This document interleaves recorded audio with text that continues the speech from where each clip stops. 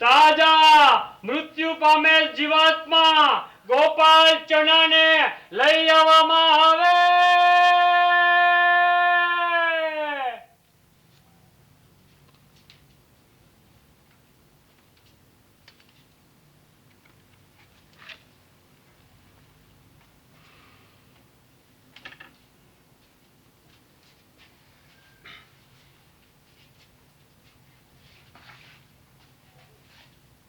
પ્રભુ,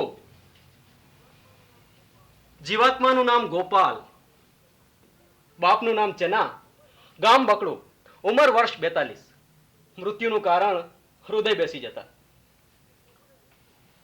પ્રભુને વિનંતી કે શ્રી ગોપાલને સામાન્ય માનવીની જેમ હલનચલન અને વાણી શક્તિ પ્રદાન કરે.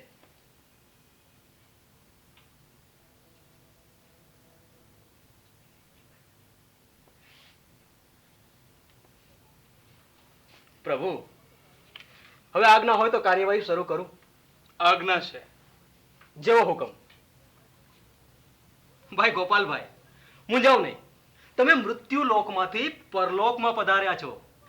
અહીંયા તમને સ્વર્ગમાં મોકલવા કે નર્કમાં તેનો ચુકાદો ભગવાન આપશે.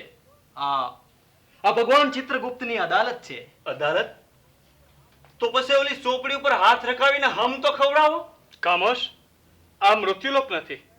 તારી જિંદગીમાં થયેલ નાનામાં નાની ઘટનાઓની પણ અહીં નોંધ થયેલ હોય છે. અહીં તું ધારશે તો પણ જુઠ્ઠું નહીં બોલી શકે. લે બોલ. ધારીએ તો ખોટું ના બોલી શકીએ? ઈ તો બહુ કહેવાય હો. તો અહીંયા ખોટું બોલ્યા વગર જીવાય જ કેમ? ભગવાન, અમારે ત્યાં ઊંધું છે. કાયદા મુજબ અમે ધારીએ ને તોય સાચું ન બોલી શકીએ. લ્યો. સારું, તમારું હૃદય સાથી બેસી ગયું એ કહો. જિંદગીમાં પહેલીવાર જેલમાં જવાથી. તો જિંદગીમાં પહેલી વખત જેલમાં કેવી રીતે ગયા તેની આખી તારીખ જણાવો. તારીખ? તે તારીખ તો યાદ નથી બાપલા. તારીખ નહીં, તવારીખ. આખી વાત કરો કે તમે જેલમાં કેવી રીતે ગયા. ઠીક તઈએ એમ કયો ને. બીડી હોય તો ગયો એટલે વાત કરું. ખબરદાર છે. મૃત્યુ લોકની એક પણ વસ્તુ માંગી છે તો એક જ ઝાટકે માથું ઉતારી લઈશ. ભૂલ થઈ ગઈ બાપલિયા. મારું હાડું હા બીડી વગર હંધીએ વાત કરવી કામ અઘરું તો ખરું હો. આ મૃત્યુલોક નથી. અહીં આમ સમય બગાડે ન ચાલે, સમજો. ચાલ જલ્દી ફટાફટ બોલવા માંડ. બીજા જીવાત્માઓ લાઈનમાં ઊભા છે. એ આ લાઈનમાં ઊભા રહેવાનો રિવાજ હંધેય લાગે છે. ભગવાન, અમારે ત્યાં કેરોસીન હાટું આવી જ લાંબી લાઈન થાય છે. તારો આડો અવળો બકવાસ બંધ કર નહીં તો માથું ઉતારી લેશો એમ જ ને. ગોપાલ, ભલે ભગવાન, જેવો હુકમ.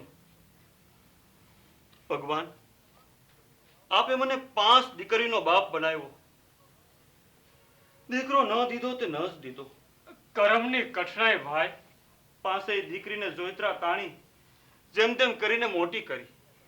એમાં મારી મોટી દીકરીના લગ્ન નક્કી થયા. તઈએ ગામના હાવકાર હરગોવિંદ શેઠ કણે દાગીના ગીરો મૂકી રૂપિયા 20,000 કરજ લીધું. અને શેઠે 300 લખાણ વાળા કાગળિયા મારી કણે અંગૂઠા મરાવ્યા. અંગૂઠા માર્યા? ભલે માર્યા.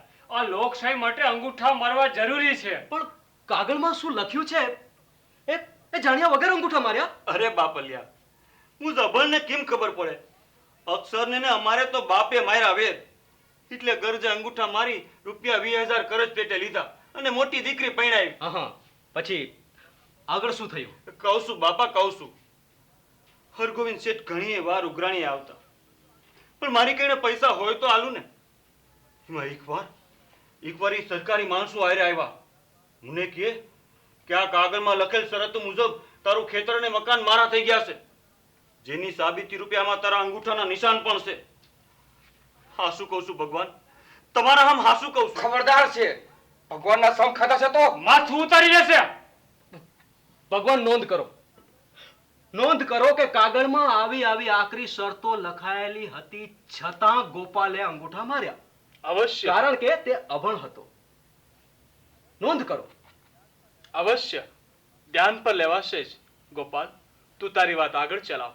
ભગવાન, મેં હરગોવિંદ શેઠ આગળ મારી પાઘડી ઉતારી, પણ એને તો લાજ શરમ નેવે મૂકી મારી નાની દીકરીનો હાથ માંગ્યો. મને કહે કે તારી નાની દીકરી મારી હારે પહેણાય તો તારું કરજ માવ. મેં કીધું એ શેઠ કંઈક તો ભગવાનની બીક રાખ. પણ ભગવાન હા શું કહું છું, દુનિયામાં તમારાથી કોઈ બીતું નહીં. મેં કીધું એ શેઠ આ તમારી ઉંમર પસા ઉપરની અને મારી દીકરી તમારાથી અડધી નથી. પણ એ એકનો બે ન થયો. હું હંધીએ બાજુથી લાસાર થઈ ગયો અને મેં મારી ફૂલ જેવી કુમળી દીકરી એની હારે પરાણે પરણાવી દીધી અને રાક્ષસના સકંજામાં ધકેલી દીધી. પણ થોડા દિવસ બાદ જ મારી દીકરીએ આપઘાત કરી લીધો. તારી દીકરીએ કૂવો પૂર્યો ને ચંપા એનું નામ. હા ભગવાન. ભગવાન ભગવાન હું માનું છું કે આ બાબતમાં ગોપાલની દીકરીને જુબાની માટે બોલાવવી આવશ્યક છે. અવશ્ય. ગોપાલની જુબાની બાદ ચંપાની જુબાની માટે એમને હાજર કરવાની વ્યવસ્થા કરો. જેવો હુકમ ભગવાન. કાર્યવાહી આગળ ધપાવો. જેવો હુકમ પ્રભુ. હા તો ગોપાલભાઈ, તમારી પુત્રીના આપઘાત પછી શું થયું? પોલીસ મને અને હરગોવિંદ શેઠને પકડીને લઈ ગઈ. પછી તો કોર્ટ કચેરીના ધક્કા શરૂ થઈ ગયા. મને એમ કે હવે તો મૈરા પાસે જ છુટકારો થાય. હા એમ પણ એનું ઈજ છે. કરેલા ભોગવવા જ પડે બંને લોકમાં. ખરી પરીક્ષા તો હવે જ છે. ચાલો આગળ શું થયું તે કહો. હરગોવિંદ શેઠ તો પૈસાના જોરે હટકી ગયા.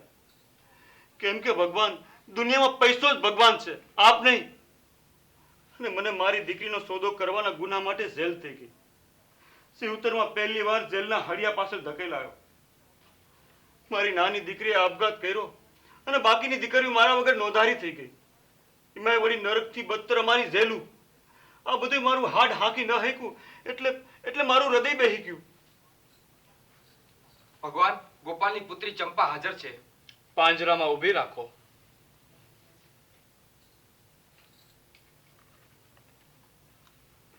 મારી દીકરી, મારી માં ચંપા, મને માફ કર બેટા.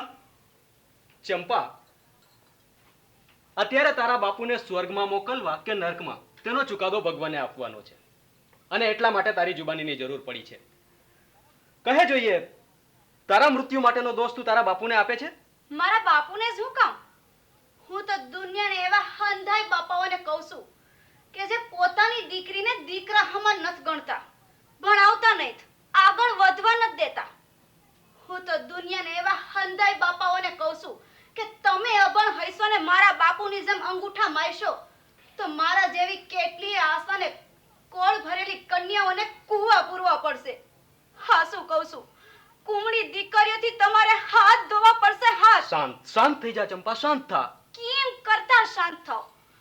આજે હરદમાં પણ મારે કાળજે બળતરા થાય છે. હજાર વીસીની વેદના જાણે મને કે બાળી રહી છે. કેસો કોના વાંકે? એટલા માટે તો તને પૂછવામાં આવ્યું છે કે તારા મૃત્યુનું કારણ તારા બાપને શિરે છે કે નહીં. ના ભગવાન ના, ગમે એમ તોય મારો બાપુ છે. હાલતે એને લાસાર કર્યો તો. પ્રેમ કરજો ભગવાન, એની ઉપર દયા રાખજો. સાંભળ ગોપાલ, તારી દીકરીની વાત. ધિક્કાર છે મને. બેટા ચંપા, હું તો નરકને જ લાયક છું. ભગવાન મને નરકમાં જ મોકલો. મારી કુમળી દીકરી ઉપર મેં કેવો કેર વર્તાવ્યો. તું ચૂપ રહે ગોપાલ.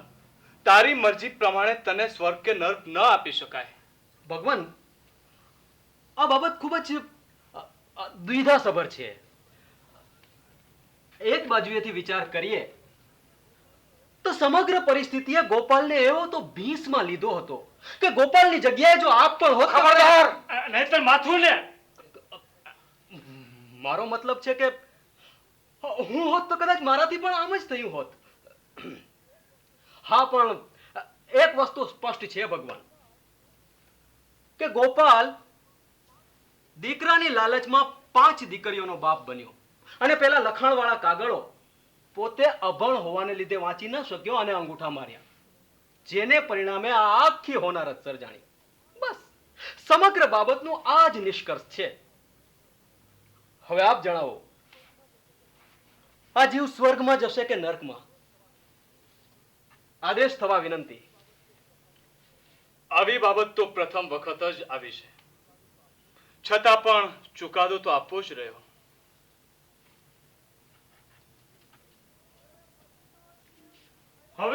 પછીનો જીવ તૈયાર રહે.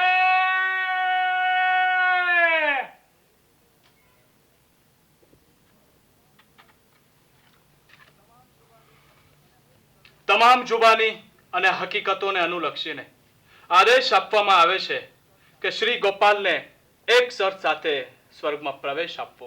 એટલે કે શરતી ચુકાદો. હા, ને શરત એ કે શ્રી ગોપાલને લખતા વાંચતા શીખડાવવામાં આવે અને જ્યાં સુધી ગોપાલને લખતા વાંચતા ન આવડે ત્યાં સુધી તેમને સ્વર્ગમાં પ્રવેશ ન આપવો. માણસનું ન માન એ માણસ, ભગવાનનું તો માન. મૃત્યુ લોકમાં ન ભણવાથી જાય છે તારી જાન. પરલોકમાં પણ ભણેલાને અપાય છે માન પાન. માની જા, માની જા તું વાત અમારી, જગત ગાશે ગુણગાન. માણસનું ન માન એ માણસ, ભગવાનનું તો માન.